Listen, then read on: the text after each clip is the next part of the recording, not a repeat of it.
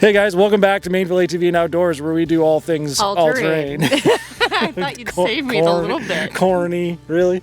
We are doing firewood. As you guys know, we have 10 acres here in Ottawa. We're doing ATV trails. We have lots of wood back there.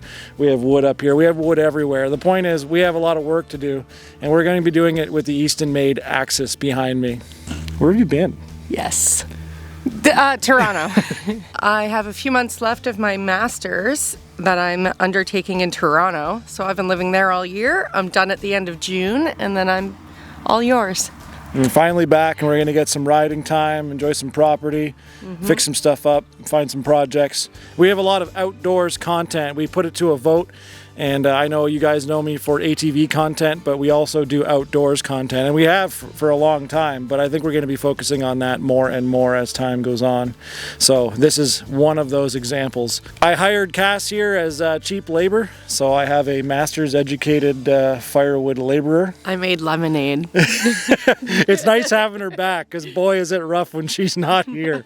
Food will just magically appear. Yeah, bologna sandwiches. Grilled cheese, I was thinking. I'm surviving. Yeah. You know, it's nice having you back. You too, Kyle. Always a pleasure. I don't know. So we're going to be talking about this Eastonmade axis vertical splitter in a bit. Obviously, it's pretty unique for you firewood nerds like myself. It's not going to be anything new to you, but every time I try to explain this thing to somebody like in my family or one of my friends, they just don't comprehend what a vertical splitter is. So it's going to be really cool to share that and kind of give you my firsthand experience with it. Because I went from I borrowed your parents' horizontal splitter back there. It's like a Canadian Tire job, and don't get me wrong, it does the job. But I went from that to this. And this is a loaner, so I've only got it for a bit. So I'm going to make use of it and dig into this log pile, so that's where we'll start. I don't have anything to add. Yes, you do. You made lemonade. I found a 1-year-old orange in my pocket.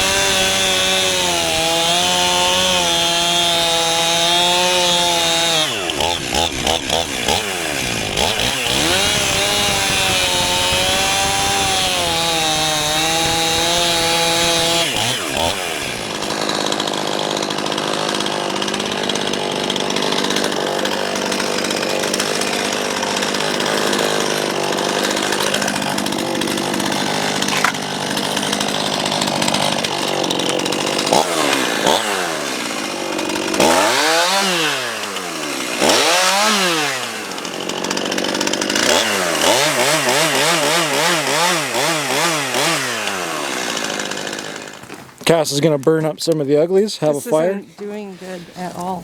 Yeah, well, I kind of warned you. You put all the kindling in, it didn't even light. The kindling did great. Your big logs didn't. Well, look, my big log's the only thing that's lit. My kindling lit your log on fire. I hate you. So here's some of the tools that we put together. We ended up buying Wood Miser just because we ended up getting a deal on them, but we have a cant hook. Here's the picaroon, and I don't actually know what this one would be called.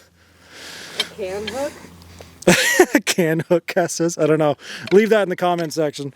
Some of these tools are new to me, and it's nice having some good ones. I've had some worse options in the past, and there's a lot out there on the market, but these have done great so far. We're going to put them to use today. Another tool that I've never used before is this guy. You can buy them online. What is this called? The Mingo. And essentially you can buy different wheels and you roll it across a log and it marks every 16 inches, which is what we're going to be doing today. This is my first time using it, and honestly it worked out great.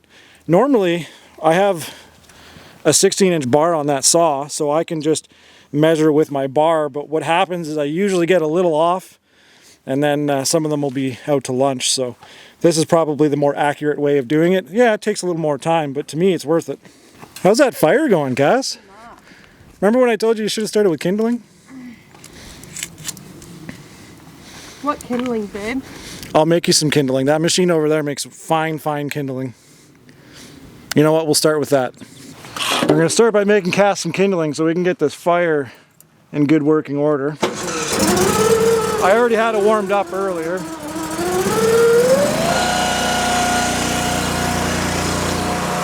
I've got some dry stuff from last year. We'll start with that.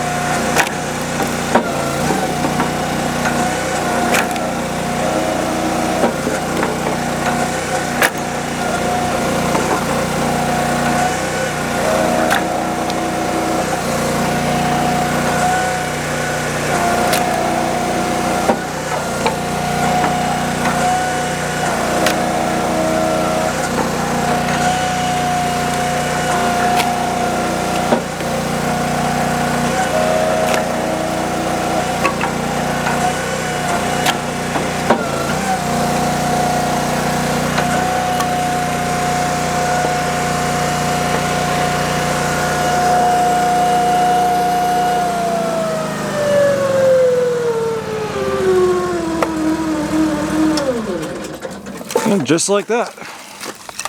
Does a good job. This stuff's super dry. Yeah. Get this puppy nice and hot. Then we can get to work. All right. Grab the next log.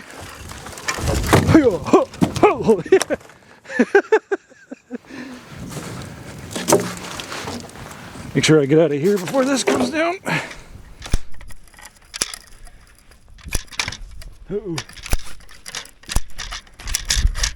Oh crap. Oh crap. I'm still learning.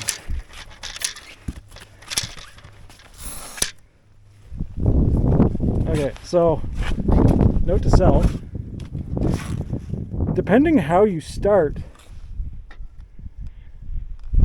you'll always end up with a cookie. What am I missing here? Do I start here? Or do I start here? Probably like this, right?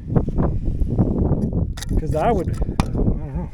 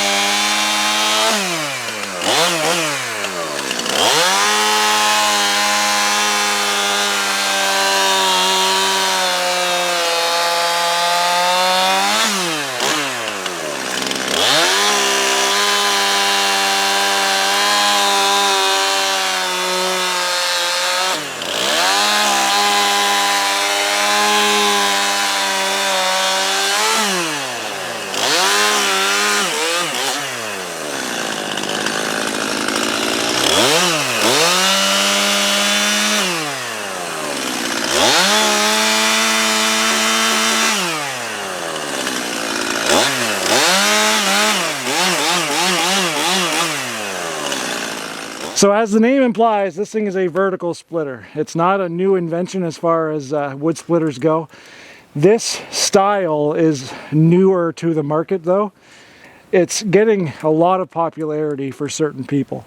It's not for everyone, but this thing is pretty incredible and it'll show itself here in a minute.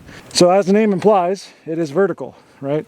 So up and down. The cycle time on this thing is absolutely insane. I don't know what the exact seconds are, but you'll see that it's very quick. Quick enough that you have to be careful, just like any other tool. So on the side here you have a log lift. That is literally what it is. It lifts logs. So it's hydraulic. This whole table will lift up. As you can see, we've got a ton of ash here. It'll lift that up no problem. You have a control right here on the side. So all of these pieces are 16-ish inches. And we're gonna get that up. Once they're there, you can literally just slide them over and you foot operate it. So this actually goes down, foot operated. That gives you control of your hands. Left and right side. Push it down, this thing splits. And you'll see, and I'm not quite that good at it yet, I've only got like an hour on this thing, but if you have the right size pieces, you can basically slice them, rotate and slice, and you end up with like 6, 9, 12, whatever pieces. And then you can turn on the conveyor, forward or reverse here. Over here, you literally just throw the pieces and it'll pile it up. So you can put it in a bin, you can put it in your trailer, you can put it right into your woodshed like we are. And it's basically a one-stop shop. The only thing this isn't, obviously, is it's not a processor, so it doesn't cut the wood for you, so we're cutting out of the log ourselves. And that's how we save a ton of money on these logs, is doing basically all the work. So set to 16 here? Yeah, so this is also set to 16 inches. This is actually something that Andrew did for me when we were picking it up at Eastonmade in Perth. So he set it to 16 inches, knowing full well we're doing standard size firewood. So there's a bar at the back that you can basically adjust, and it'll preload this thing, and then now you have, 16 and maybe a bit inches. So if I got any of these wrong, you'll see right away, because if it's 17 inches, it'll hit this thing, and then I'll just cut that out of the video. That just cuts the travel time. Yeah. All right, Cass, are you ready? Always. Now, you have your key. You make sure that the RPM's all the way to the left to make sure you're not firing this thing up at full RPM. Whoa, just give it a second. We already know it's warm, but we'll ramp it up nice and easy. All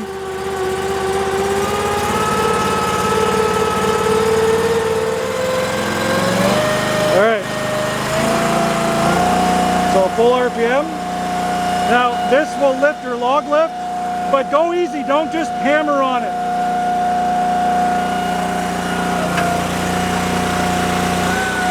Whoa!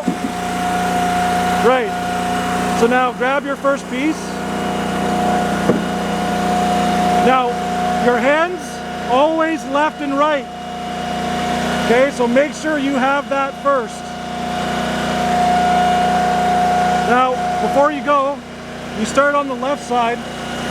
So you cut this part and then you move it over like this, and then you spin it and move it over like this, okay? Am I trying to take off the bark? No, you're just looking. This one is roughly like 9 pieces of firewood. Okay, so 2/3. Yeah. You can control how fast you're going. You're not in a rush. Okay, so now, exactly.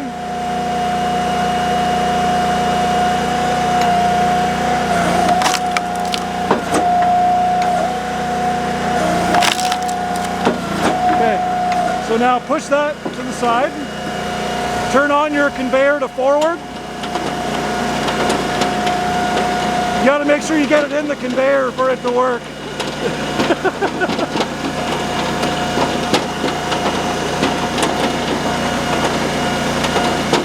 Just be very mindful of your hands, okay? We're not pros, so we're gonna take our time. Okay.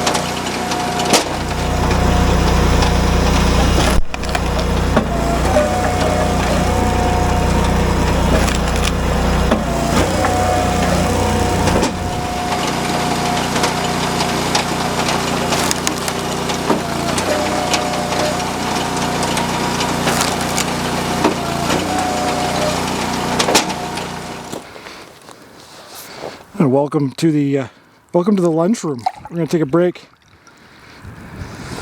Got some lemonade. I'm spoiled. That's what happens when Cass comes home. Holy moly! But we're making good progress. That last log, oh my god, it was just a log of knots, the whole thing. Oh my god, that's delicious. Sugar's probably the last thing I need, but... There's no sugar. What do you mean there's no sugar? 0 calories. 0 calorie lemonade. It's Mio. The future. Anyway, if you made it this far in the video, we're gonna take a break, but we're relaxing. We're getting some stuff done, actually. I'm kind of curious what this is gonna work out to. I've got a pile of logs. That was a deal on a tandem load that I had. I couldn't say no to. And once we worked out this deal with Eastonmade, well, it just made sense to put some hours on the machine. This is going to end up going back next month or so. It's their demo they're going to drag around to shows. So if you're going to go out to those wood shows, you'll see Eastonmade there with a bunch of their great equipment. They're going to have, I would imagine they'll have this, probably an Ultra, like a standard horizontal style split. And then they'll have some of their processors like the new Evo and stuff like that. So make sure to go check those out if you're a wood nerd. And I've also got a pile from a farmer buddy of mine, Ollie. It looks like a mix of whatever he didn't want to cut up. So it's pretty much every crotch and big piece he didn't need. So I'll probably get into that as well. But above this, and the great part about this unit, is I've got a pile at the back to do as well. All these dead standing ash that I had, I cleared half of my field in the back, and it was basically all ash. So I stacked that up, and there's a lot of good firewood in there. The other bit of it I'm going to use is corduroy across the trail. I have a swamp trail, if you haven't seen that video. We've been working on for ATV trails. We're going to be setting up a hunting blind at the back, stuff like that. So we have a lot of work back there, but the swampy sections, we're going to put logs down and then put more wood chips. So I have to get to work on wood chips as well. I have piles of that. So no shortage of outdoorsy content for you folks in between some ATV, UTV camping adventures we're going to be doing this summer, I think. So lots and lots of work, but I'm going to finish this up and get back to it because this pile's not really getting smaller, is it?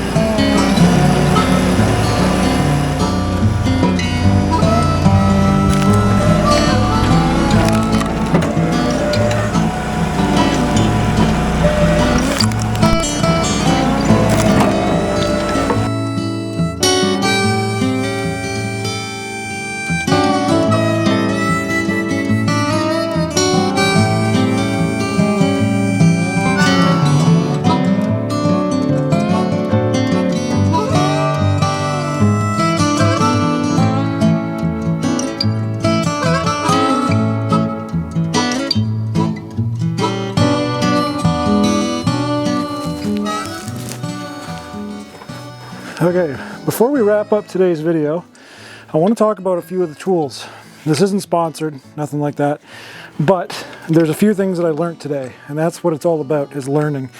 I am certainly no expert in all of these things, but I am learning, and that is, again, the point. First up is the picaroon. This is actually my favorite. I didn't think it would be, but it is, and I've actually kind of developed my way of doing things, and I'm sure this will change. But the one thing I don't like about this is when you hook into a piece of wood, you're a little off balance. With this guy, I'll grab a little one and then hook into something, and I'll actually have a balanced weight. So when I'm in that log pile and I roll out a bunch of rounds, I'll grab 2 at a time like this and then load up the Eastonmade. So I've kind of learned. There is this thing I find, I still don't know the name, a little annoying in the sense that, one, you're adding weight. Yes, you're bending down a little less, but when you grab a piece and you put it up on whatever you're putting it up on, you have to kind of fight to get it out, and it ends up being more annoying than what it's worth. You could just bend down and grab a piece. So the way I was using it to kind of balance myself a little bit better when I was grabbing stuff, I like that. And I do like when you go to grab a log and you have to move it, that's where I would use this tool. So for those log ox types and these things, I don't know, are they worth the money? I guess that's up to you, but I did like using it with the picaroon, so there's that. Now the canned hook, this one's obvious. This is great. It's, I mean, it's pretty bulletproof. This is the one I started off with. When I was in the back, I was rolling around like 1,500 pound to 2,000 pound red oak logs with this thing, and it really wasn't that hard. It is a little heavy and cumbersome. If you're gonna bring it on an ATV, it can get a little tricky. Of course, as you guys know, I have mud quads, so racks and storage tend to be a little trickier. We're going to be talking about that in the future. My little saw here, I don't remember how many horsepower this is, but I think it's like 4 horse. It's a 16-inch bar, could be a little bit bigger. I do like it for these skinny firewood piles that I've got, because 16-inch, you can kind of rough out 16-inch on the bar and you go for it. It's not a perfect science, but it gets you pretty close and it goes pretty fast. So this thing's been great. This is actually a buddy of mine. I know it looks pretty new. It's because I actually rebuilt it. I had a tree fall on this, a buddy of mine. It was actually his saw, and it landed on top and it basically crushed all of this. So all of this stuff is actually brand new. Some of the inner workings and the muffler and stuff like that. But it's been great. I think in the future, that's one of the things that I'll upgrade. For the log pile especially, I might grab something with a little more power and a little more bar length, so I have less bending to do. I guess the alternative is to just set the pile a little higher or work on logs higher up instead of doing one individually like I was. So a few things like that. This marking tool, this has been great. I learned how to use it about 6 logs in. I was figuring out that when you start on the log, you don't start here, you actually start here, and then everything was good. There was a few logs where I kept trying things and all of a sudden I had dots everywhere and it made a mess. But I went back to my trusty 16-inch bar method and it worked fine. So what is this called? The Mingo. I'm pretty sure you can get it on Amazon. I'm sure they have a website. This little thing's great. You can get just fluorescent cans from Home Depot or wherever, and that works awesome. So learned a lot today about tools. You know, we're getting there. These are the things that I want to do. I want to have more of this, more self-sufficient, you know what I mean, in my energy and consumption here at the house. We're going to be looking at generators and backup stuff, and I'm getting into all sorts of stuff. I'm not a prepper, I'm just a guy who's getting prepared, you know what I mean? But anyway, we'll wrap up the video. You already had some. And yes, I went through a whole jug of lemonade. Screw. 0 calories. There's a bit in it. Yeah, it's fine. It's carbs or whatever. Protein. Protein, that's the one. Okay, so as you can see behind me, well, you can't see the one row, but we topped up the back side, then we did the middle here, and we've got another row here. Just to give you some perspective, the top of these walls here, which I can't really point to, those ones are 8 feet tall, but this whole shed is 6 inches above the ground, so that'll give you an idea. But it's 8 by 8 by 12. So you can kind of do the math on these rows of wood at 16 inches. You know, a couple hours of work. It's really pretty easy. Most of the time we spent moving cameras and we ate lunch and drinking lemonade. So Did some taxes. Did some taxes, but got some stuff done. I can tell you that this thing is a long ways away from your parents' splitter that we borrowed. Oh my God, we would not have bought. No, there's no way. We did about a third of the logs, we figure. And that's quite a bit of firewood. I suspect by the time we're done that log pile, we will be pretty close to the edge of this woodshed, if I were to venture a guess. Probably where the camera is now. So I can't remember what it worked out to being, but I'll let you guys do the math on 128 cubic feet a cord. And this is 8 by 8 by 12. It's technically higher, but I wouldn't dare stack wood that high. I figure I'm stacking the wood, that's a little bit over 7 feet. So just a guess, because I'm like 6'9", so that works out. But yeah, so that Eastonmade splitter, it is unbelievable. I think you learned a valuable lesson about making sure to watch out for kickouts. Yeah. Yeah, because you got pinched on the wood, eh? I did, just a little bit. Pull my glove off, my finger's gone. Yeah, that'd be dramatic. It's doing a lot better. That would be in the thumbnail for sure. Thumbnail? It wasn't a thumbnail though. No. I think it's just the nature of the beast. A lot of people think these vertical splitters are dangerous. I don't think they are any more dangerous than any other splitter, especially when you have a single blade. I've heard people comment like, oh, why not put like a 4-way on that? I'll let you think about that one and why that's a bad idea. But yeah, this thing is great. You take your time, you learn, just like anything else. A couple knots, and for the most part, when it hit a knot and it kicked out, I would just let it. But one time, the kick out caught my hand, that's all. So I'm trying not to eat the bug. But yeah, the kickouts and the knots, as you see them, you kind of learn which way to put them. Sometimes I'll cut like slightly off camber. Some of the wood's pretty squirrely. This is firewood, remember, it's not mill wood. So we got through quite a bit and we learned a lot. Valuable lesson. Some of you are probably wondering like, oh, why didn't you just convey it right into the woodshed? And you'd be correct. When I placed the wood or the wood splitter there used to be piles of snow, but they melted and then I just didn't think about it.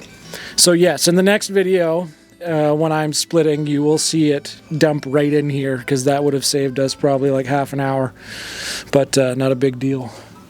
I don't know, I'm feeling pretty good about it. Yeah. So if you guys want to know more about these splitters, you want to see processors, there's, I'm going to call them entry-level business splitters and up. So these are, even the low end of Eastonmade is above the box stores. So the Ultra is probably what most people are going to be looking for. And honestly, probably what we would own is like a traditional horizontal splitter. And I'd probably start there, but everything above that is very specific. Actually, I'm going to get a chunk of wood. Hold my lemonade. To give you an idea of the kind of wood this can make, and of course this is pretty straight grain stuff, it's definitely the core of the wood, but we made piles and piles of this. This is bundle grade, like amazing wood. No bark, you're going to get less smoke. This is ash. Lots and lots of ash in this pile, but this is the kind of quality and precision that you can make. And you've seen, if you get the right size rounds and you get pretty good at it, you can split it into 6, 9, 12 pieces and get really nice wood like this. There's a lot of them in here. Yeah, you can see them all over the place. Basically the core, some of the pieces when they get to like 12 to 18 inches, you can get 4 like core pieces like that. Pretty unreal. So I think it speaks for itself, and you're going to see more of this stuff. We have a lot of work to do on the back trail. We're going to be doing a hunting blind in the back field. More wood chips. More wood chips. We got to put wood chips down on the trail. We got to do corduroy on the trail. We got to put rock on the trail. We got all sorts of stuff. So you're going to see plenty of work going on around here. And I have essays to write. We're almost done though. It was nice not to use this today for a little bit. Your glasses are? My brain. Oh. Yeah, that's true. There's something really peaceful about just kind of getting her done. I was so excited that I actually forgot to put hearing protection on. So at the beginning of this video, always put hearing protection on. I was wearing it, so... Well, that's still no excuse. It's not like we don't have any earplugs or anything. With your snoring, I own a whole box. True. So anyway, we're going to end it there. And yeah, we'll see you guys next time. Let us know what we did wrong below. Oh, they will. It's the internet. They will.